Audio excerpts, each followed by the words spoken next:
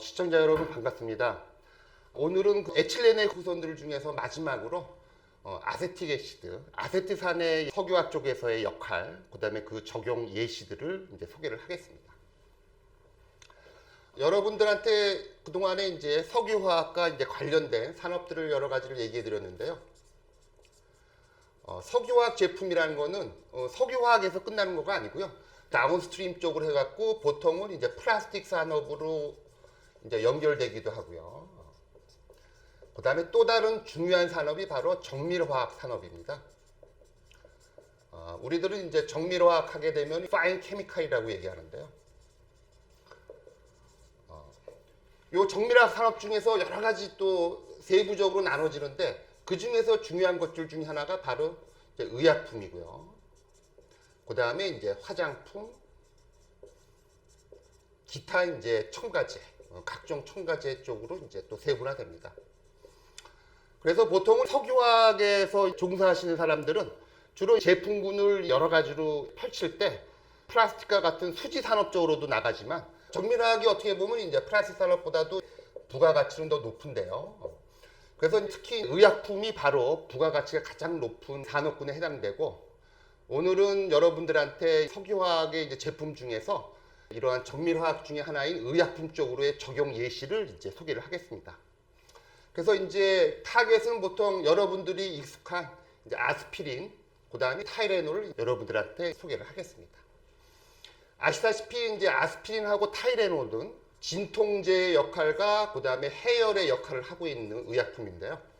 아스피린이 먼저 이제 개발됐고요.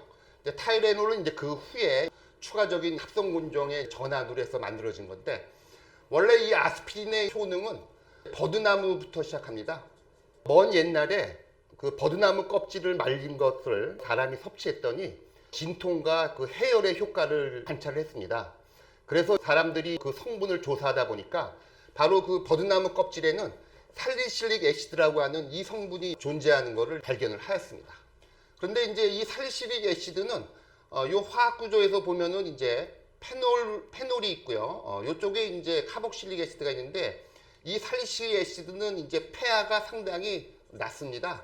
그래서 어떻게 보면은 이제 아주 강산은 아니지만은 아주 한 중간 정도 이상의 그 산성도를 나타내기 때문에 이 물질 같은 경우는 이제 인간이 섭취할 경우에 이제 부작용이 많습니다. 특히 이제 복통이라든지 그 다음에 이제 설사.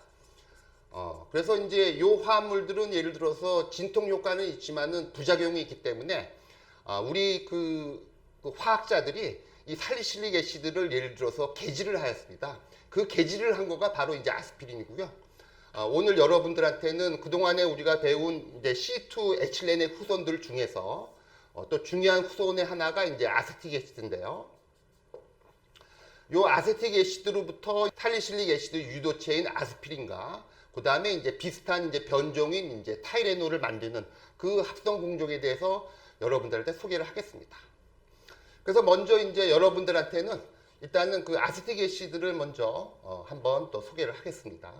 요 아세틱 애시드는 카본이 2개인 애시드고요. 그 다음에 요 아세틱 애시드는 또 나름대로 또 패밀리가 있습니다. 그래서 아세틱 애시드 같은 경우에서는 이제 패밀리 중에 하나가 두 분자의 아세틱 애시드에서 물이 한 분자가 빠지게 되면은 아세틱 안하이드라이드라는 물질이 나오고요.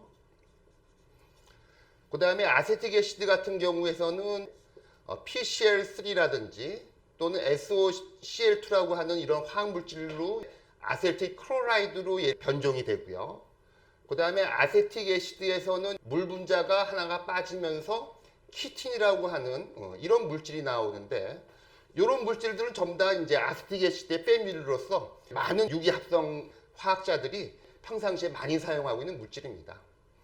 그래서 이러한 아세틱 애시드 또는 이제 아세틱 안하이드라이드 이런 물질들은 다양한 알코올을 에스터 변성을 시킬 수 있는 그런 물질입니다. 그래서 보통 이쪽에서는 아세틱 애시드로 변성된 물질들은 대부분 아세테이트라고 명칭을 하면서 저희들이 사용하고 있습니다. 그래서 이제 이러한 아세틱 애시드를 한국말로는 이제 초산이라고 얘기하고요. 그래서 여러분들이 우리가 평상시에 먹고 있는 식초는 어떻게 보면 자연 발효된 초산을 의미하고요. 보통은 순도가 31% 이하로 되고 이런 것들을 우리들이 이제 식초라고 이제 명명을 합니다. 하지만 보통 아세틱 애시드는 그동안에 여러분들한테 이제 합성 공정을 설명했는데 가장 간단한 여러분들한테 소개한 공정은 에틸렌으로부터 이제 아세트알데하이드를 만들고요. 이 아세트알데하이드를 산화시키면은 여러분들 이제 초산을 얻을 수가 있는데 이러한 석유화학으로부터 만드는 것들을 우리들은 합성 초산이라고 얘기하고요. 또는 이제 영어의 표현이 이제 글래셜 아세틱 애시드라고 그러는데 요거는 이제 한국말로 이제 빙초산이라고 얘기를 합니다. 이 빙초산이라는 건 순도가 이제 99% 이상일 경우에서는 이러한 초산이 실온에서 약간 고체산 같은 걸 형성을 합니다. 그래서 보통 우리들이 이제 빙초산이라고 부르고 있고요. 국내에서는 이러한 초산을 만드는 회사들은 바로 이제 롯데 BP화학이라고 있습니다. 롯데 BP화학은 잠깐 소개를 하면은 옛날에는 구삼성 BP화학이 있었죠. 요거 같은 경우는 국내에서는 삼성, 그 다음에 이제 영국의 이제 유명한 석유 회사에 이제 브리티시 페트롤리움이라는 회사가 있는데 삼성하고 BP하고 50대 50으로 만든 합작 회사였습니다. 근데 이제 삼성 BP 그 화학이 이제 삼성이 이제 지분을 이제 롯데로 넘기고 나서 지금은 회사 이름이 이제 롯데 BP 화학이고요. 요 롯데 BP 화학은 이제 매출액은 한 7천억 정도 되고요. 이 회사에서는 초산도 만들고요. 그 다음에 앞선 강의에서 소개를 했는데 요 초산 같은 경우는 에틸렌과 그 다음에 산소의 존재하에서 이제 초산 비닐 단량체 바이닐 아세테이트가 생산되고 그래서 이제 국내에서는 이제 롯데 BP화학이 초산과 초산 비닐 단량체 두 종을 이제 생산하고 비즈니스를 하게 됩니다. 그래서 이제 이러한 그 아세틱 애시드는요 각종 알코올의 아세테이트를 만드는 데 사용되고요. 대표적인 예시 같은 경우는 에탄올하고 아세틱 애시드 또는 이제 아세틱 안하이드라이드하고 반응하게 되면은 이제 에틸 아세테이트라고 하는 아주 범용인 이제 솔벤트가 만들어집니다. 참고로 여러분 그 에틸 아세테이트는 여러분들 본드에 사용될 때 본드에 아주 좋은 용매로 이제 사용되고 있습니다. 이 밖에도 이제 알코올의 아세테이트도 있고요. 그 다음에 이제 금속의 아세테이트가 있는데 그 예의 중에 하나가 여러분 이제 소디움 아세테이트라고 해갖고 보통 이제 유기화학자들이 많이 사용되고 있는 아주 이제 그 좋은 염기 베이스가 되겠습니다. 그 밖에도 추후에 강의에서 소개를 하겠지만은 보통 셀룰로스라고 하는 천연 고분자를 아세테이트로 이제 바꾸는 그런 역할을 할 때도 아세틱 애시드가 사용되고 있고요. 그 다음에 앞선 강의에서도 설명했지만은 이제 아세틱 애시드는 요 비즈니스로 끝나는 거 아니고요. 아세틱 애시드는 바이닐 아세테이트로 변환되고요. 또 이 바이닐 아세테이트 같은 경우는 중화 과정을 통해서 폴리바이닐 아세테이트로 수지로 만들어서 또 이제 다양한 적용 분야에 이제 사용되고 있습니다. 그 다음에 오늘의 핵심은 바로 이제 아스피린하고 이제 타이레놀을 만드는 과정인데요. 일단은 이제 여러분한테 소개해 드렸지만 그 아스피린을 만들 때 아세틱 애시드 초산이 필요하고요. 그 다음에 이제 또 필요한 거가 바로 페놀이 필요합니다. 페놀은 시청자 여러분 기억하십니까? 지난번 석유화 공정 중에서 큐멘 프로세스를 소개를 했는데요.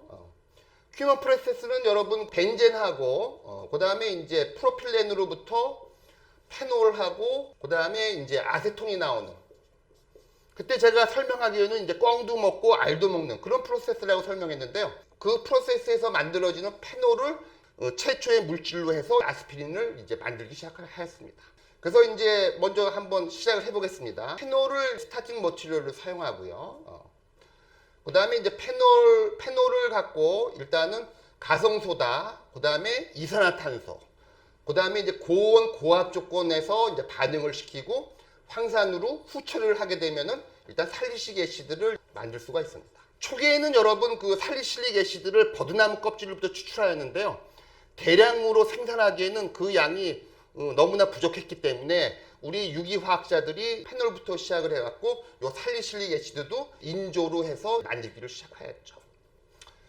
그래서 이제 이러한 살리실릭 애시드를 후공정으로 아세틱 안하이드라이드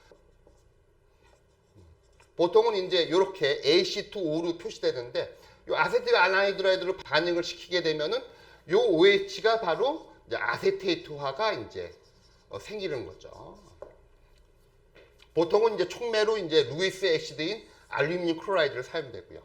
결과적으로 최종적인 아스피린의 구조는 이와 같이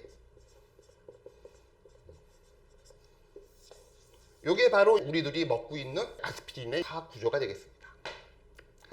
한편 아스피린이 사실은 그 의학 쪽에서 만병통치약입니다. 보통 이제 치통, 복통, 뭐 생리통 여러 가지 그 통증에도 잘 듣고요.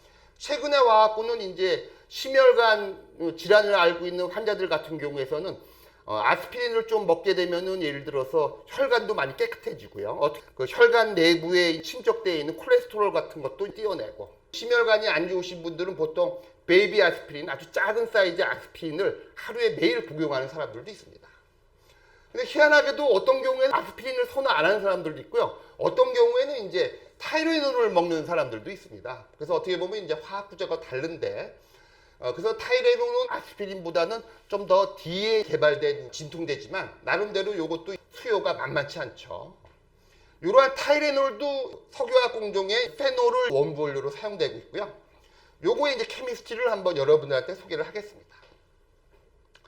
요거는 이제 페놀을 갖고요. 황산과 소디움 나이트레이트에 의해서 이제 반응을 시키게 되면은 보통 이제 나이트레이션이라고 하는 이제 화학 반응이 일어납니다.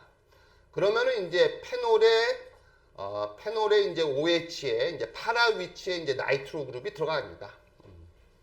그래서 원래는 이제 나이트레이션 시키게 되면 이제 올소하고 파라에 둘 다 들어갈 수가 있는데, 파라에 있는 나이트로 페놀을 분리 정제를 하고, 그 다음에 요거를 이제 소디움 보로하이드라이드. 요 소디움 보로하이드라이드는 이제 환원제입니다.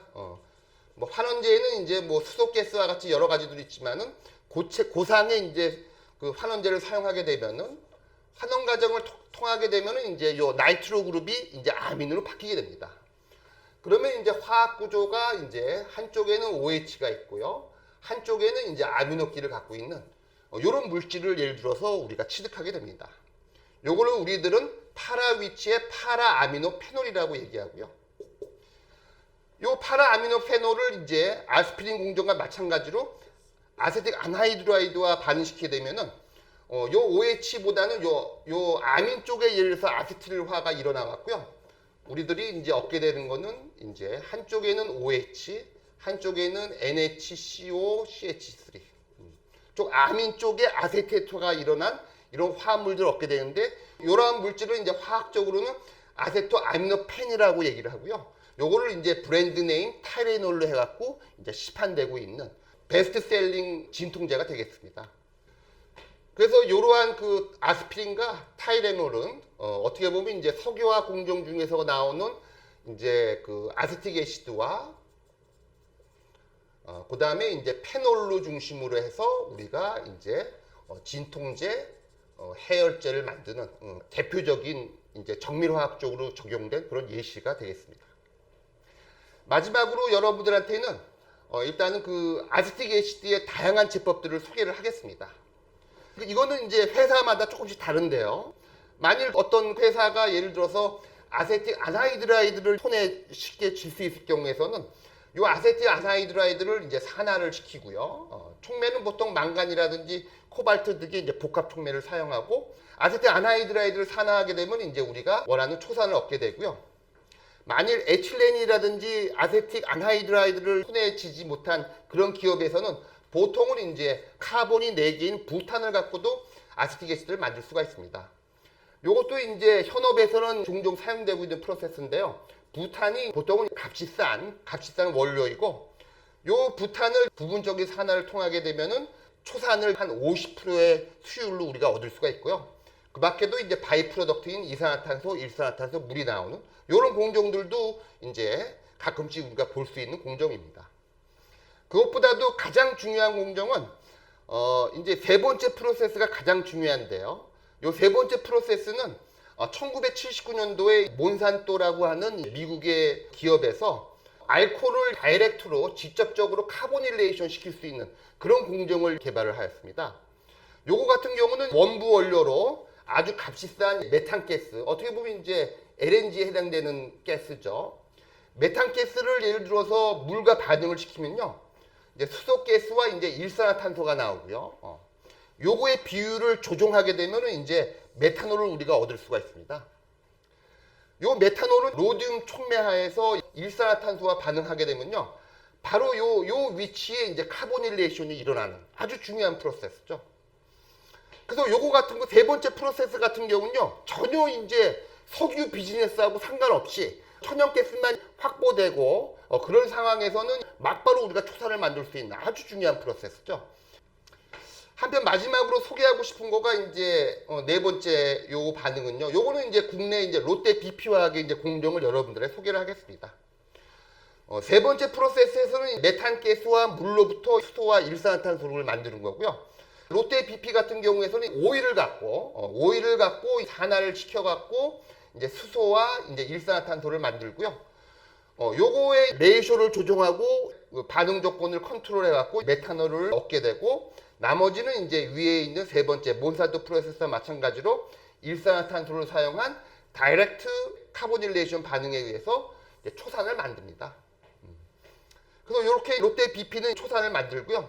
요 초산 갖고 에틸렌하고 산소의 조건 하에서 이제 바이닐 아세틸을 만드는 요 두 가지가 바로 이제 롯데 BP 화학의 대표적인 두 가지의 제품이 되겠습니다. 그래서 시청자 여러분, 오늘은 이제 에틸렌의 후손 마지막 그 파트인 아세틱 애시드로부터 이제 정밀화학의 어떻게 보면 대표적인 이제 아스피린과 타이레놀을 만드는 그 공정을 소개하였습니다. 이상입니다.